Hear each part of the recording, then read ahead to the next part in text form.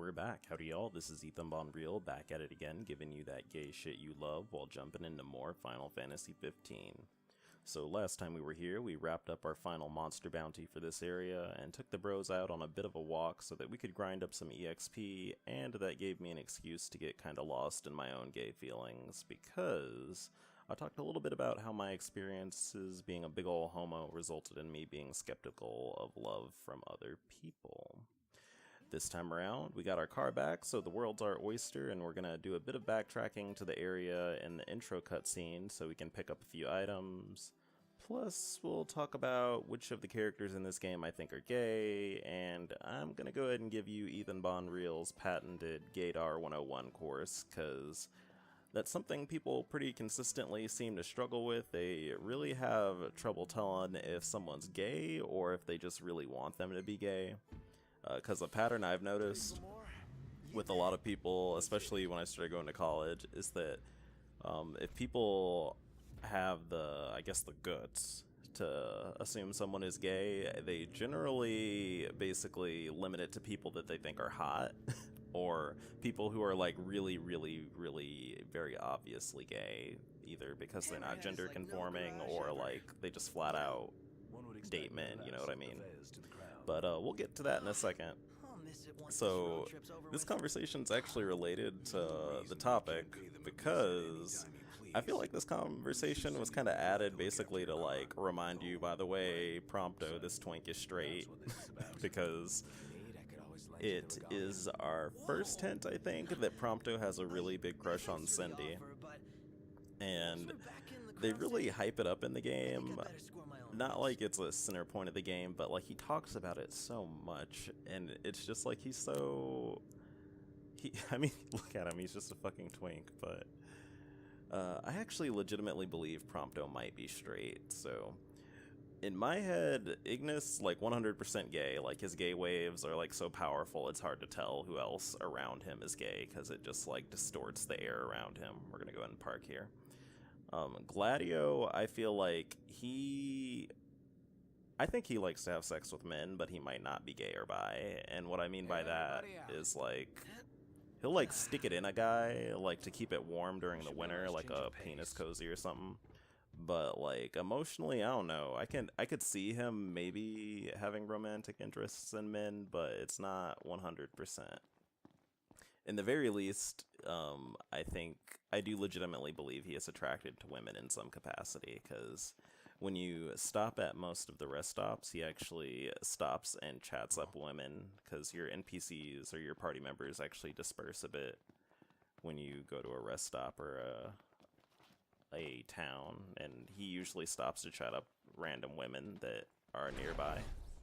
In fact, in one of the cut videos he did that, but I had to cut that scene out because I wasn't really doing anything. I was kind of running in circles and not talking about shit. But anyway, this is a little tidbit of lore. So this is talking about what this area is. We're kind of in like a dam/drainage system. And this gives you a hint at what the story of the game is. So I'm going to go ahead and tell you, because most of y'all probably aren't going to watch the anime. If you don't know, Final Fantasy 15 as a tie-in has an anime that's basically a prequel, and it has about 6 or 7 episodes, I think. I think it's 6. It might be 5, though. I don't know. I'm not very good with numbers, but they give you a little bit of the backstory of the characters and their relationship with one another, so you can understand basically why they're friends and what their roles are in the party. So like I said, Gladiolus, or Gladio, is Noctis's bodyguard, and Ignis is basically his butler / advisor, and Prompto is just Prompto. Prompto is literally just his best friend who got brought along for the ride. But the story basically is that they live in a city that is technologically advanced compared to everywhere else, which is why it kind of looks like the apocalypse / a less interesting version of Mad Max out here. And, oh hey, it's raining, that's cute. That means we're probably going to put the car... Oh, it did it automatically, I wasn't even paying attention. So when it rains, the car will automatically put its top up, so it doesn't convert downwards to remove the top. I don't know what that's called when, like, the the top of a convertible is up. I guess it's just the roof is up, whatever. Anyway, story basically goes they live in the Crown City, but the city is isolated, and basically it is entrapped, or not necessarily entrapped, but it is protected by a magical barrier that is maintained by the current king of the Crown City, which is Noctis's dad. And Noctis is being sent out on a journey. Normally you can't leave or enter the city because of that magical barrier, but he basically was able to leave because his dad can control it to let him get out. But the reason the barrier's in there in the first place is that the city and the kingdom, by proxy, are at war with the Empire Niflheim. And you would know that if you were playing the game yourself, because like I said in a previous episode, they give you a lore tutorial, which is basically like, here's the story if you don't feel like watching 5,000 cutscenes at the beginning of the game. But I didn't show that because, well, you have me here to tell you that with my dulcet Bonreal tones. But anyway, we're supposed to go to the left, I think. I don't know what the handling on this is like. Oh shit. Oops, okay, that's fine. It's actually not particularly hard to drive this car. The game actually basically does it automatically for you. You don't even really have to steer. If you just hold down the gas button or the acceleration button, you'll just keep going along the road automatically for the most part. But that makes it easier for me because I can do a little bit of sightseeing. It looks pretty neat out here. I actually really like the environment of this area so far. It reminds me a little bit of West Texas and part of South Texas, but anyway. Like I was saying, Ignis, homosexual, Gladio, trade, Prompto, I legitimately believe he is attracted to women, but I could see him, you know, just meeting the right gentleman and setting up a very passionate romance with them. And then Noctis, I think he's probably straight. Although, I mean, again, he could always be bi, but I just sense very, very strong, angsty straight boy energies from him. Because angsty straight guys are very different from angsty gays. It's very interesting, and maybe I'll make that a video topic. Who knows? What do y'all think? Have y'all noticed the difference in ways that straight boys have angst and gay boys? Maybe you think it's exactly the fucking same. Who knows? Maybe I'm reaching up the old gay hole to pull out video topics. Anyway, it's basically a meme in this game that Ignis is uncomfortable with Noctis driving, because Noctis is a really reckless driver. And that's fine with me, because it makes it easier for me to commentate. So in the future, I'm probably going to have Ignis be the driver. He'll automatically take us to areas we need to go. You all came all the way out here to deliver the goods. Well, thank you kindly. We'll take it out of the trunk, so you all just sit tight. I don't know if it's ever explained what exactly Cindy put in the back of the fucking car.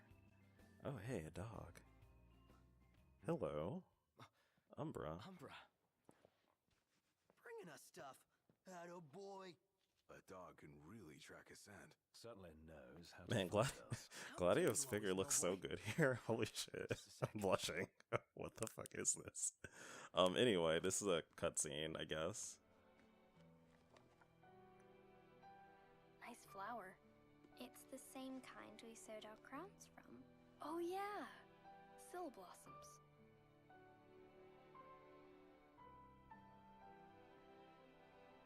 So, I have a favor to ask. Take the notebook with you when you go. Sure, that's not all. I want you to put something Those are very in the powerful book bangs. and send it back. Oh, hey, it's low resolution Noctis again. His skin looks really awkward on lower texture settings. Anyway, we're supposed to use this book basically as a back and forth to talk to Luna, who is actually the woman that Noctis is going to marry as part of that political marriage I talked about in the previous episodes. It says a lot about how... I don't want to be mean, but she's kind of a boring character in my opinion, and it says a lot that I think she is boring, because I usually love any female character in an RPG, automatically. But her personality is just real boring to the point where I'm not really invested in her at all. And that makes me really sad, honestly, because it's almost like Naruto, where what I like a lot of male characters in Naruto, and it's not because they're good, it's because the women are written so terribly in that series that it's very hard to like any of them besides Tamari, who is my queen. What do you say, Noct? Might as well. Alright, we're gonna go ahead and snatch up this side quest, and we'll survey the area a bit. I don't know if we'll complete this quest in this video, but wait a minute. I think I spy some homosexuals. Oh, yeah. Oh, shit, son. Oh, man. We got some gays out here, boy. I love it. They have so many gay couples just pre-generated in this game. I wonder if it's awkward if we're just gawking at them. I feel like I'm a yaoi fangirl. But, oh shit, I should probably be careful crossing the road. I don't know if you can get ran over in this game or not, which would be really funny if I just abruptly got a game over because I got obliterated by a car, but let's see, she sells food. Oh, these are ingredients, actually. This isn't the actual food. It's just showing you what food you can make with ingredients, then. We're gonna stock up on some stuff, then, because Ignis has a chance of learning new recipes when you buy ingredients that he hasn't encountered before. Well, buy or find them. So we're hoping he gets that little gay spark of creativity by seeing me handle these peppers, right? And hopefully he'll make something scrumptious for us to eat up so we can be big and strong. But I should probably move on to my Gaydar 101 course and why I also love all the assumedly gay NPCs in this game. But basically, oh, there's no bounty on here. Okay. Huh. But I think that that's something a lot of us really struggle with, and it gets easier when you start hanging out with more gay people, is that you just start noticing patterns in our own behavior. And I challenged y'all in one of my Earthbound videos to develop a theory of gay, which is basically like, step outside your own gay feelings for a second and think about, what the fuck is this?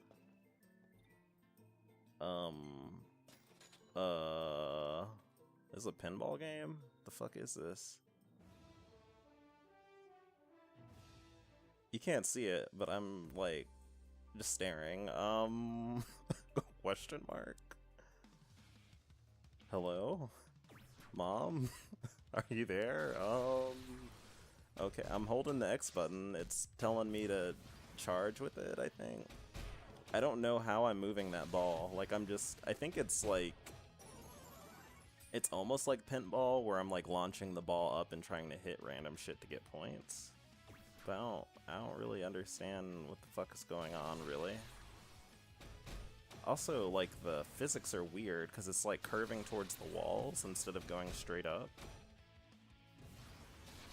Well, I guess that's how pinball machines work. Incidentally, I used to really love pinball machines as a child. I used to waste a lot of money that I didn't really have as a child. I would like literally just rifle. This is a little bit shameful. I used to rifle through bowling alley. Bowling alleys for just loose change when my father used to take me to the bowling alley because he needed to have grown-up hobbies, and that was very boring to me as a child, so I would just look for loose change to basically play pinball machines while he wasn't paying attention. And I still don't understand what the fuck I'm doing or how I'm controlling anything. I think I'm gonna... How do I stop playing this? It's a very odd break in gameplay.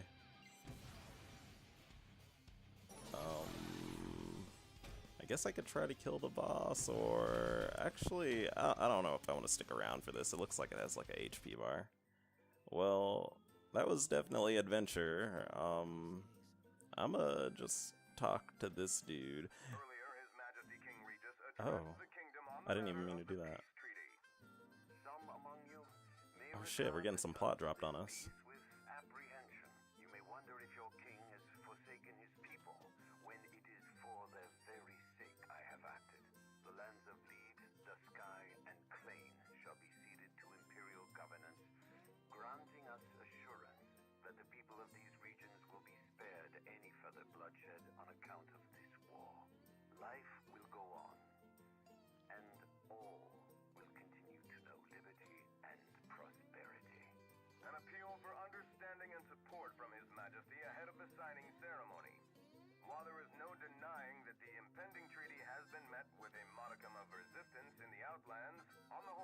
revolution populace welcomes the coming peace. Oh, well, that's interesting. That guy who was talking actually is Noctis's father, King Regis. He is busy dealing with the peace treaty agreement right now. This NPC has a, like, really Happy to tell you about the area. weird voice. Like, it sounds so real. Like, I don't know how to explain it. Like, in video games, they kind of, like, portray people's voices in a certain way to, like, either make them comedic or emphasize who they are. But this dude just, I feel like this voice actor's, like, normal speaking voice. And I've said before, like, you can tell that, like, a few of the characters in this game are, like, doing a voice. Like, Gladio is real bad about that. Like, his voice actor, you can tell when it's been multiple recording sessions to get a line down, because his voice, like, just fluctuates in some These are situations. some pretty tough customers. I guess there's some quest here for us to grab. Let's grab these. Oh. This will be tough. Huh.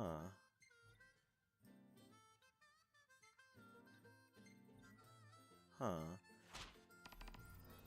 Good luck to you. So I've actually never done any of these quests, incidentally. Like, I've been up here and I've talked to this guy, but I didn't actually explore this area. This will be tough. And I didn't play that pinball machine before, incidentally. I didn't even know that was a thing I could do until just now. I guess there's nothing else we can really do here. We already got all the info we need. And that leaves me with, like, actually I'm over what I wanted the video to be. I guess I'll go to 20 minutes. That'll give me some time to talk about the topic I had for today. So anyway, some homosexuals really just struggle with telling if someone's gay, and they can't differentiate between that sense of, I want this guy to be gay because I think he's hot, versus I can't tell if anyone is gay because I'm afraid to assume something about people. And Gladio, what do you want me to look at? Oh, this thing? The fuck is this? Looks wild.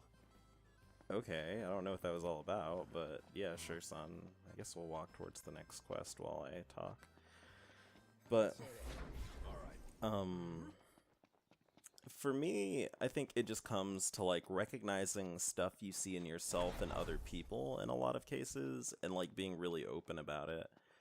For me, like, when I see a guy who, like, seems to be really uncomfortable in social situations, and this doesn't, I'm not saying, like, everyone who's awkward is gay, but, like, they're uncomfortable in social situations, and they really try to deflect attention from their personal life or who they are, that usually is, like, a clue. It's not 100%, oh, fuck off, nerd. How does it feel now that it's Well, I don't want to move out the way, you should move. I guess. Come on, you can't fool I me. guess he's not moving, You gotta whatever. be over the moon to marry Fuck her. off, nerds. No big deal. Yeah, whatever. But, you know, I think that you just have to really think about stuff you recognize yourself, or recognize in yourself and other people, and that's why I brought up that whole theory of gay thing, you know. If this person looks a little bit familiar to you, you know, they look a little bit light in their loafers, or even if they just have some traits that you recognize in yourself that you don't see in a lot of straight guys, that is a good clue for you. But I'm gonna go ahead and wrap up this video, and this will be my teaser for the next video. So I'm gonna cut the video and start oh shit, I'm getting slow down, Mom. This is a good sign that I need to go ahead and cut things. But in the meantime, in between time, I'm Ethan Bonreal, and you get to see Gladio fight next episode, so I'll see you nerds later.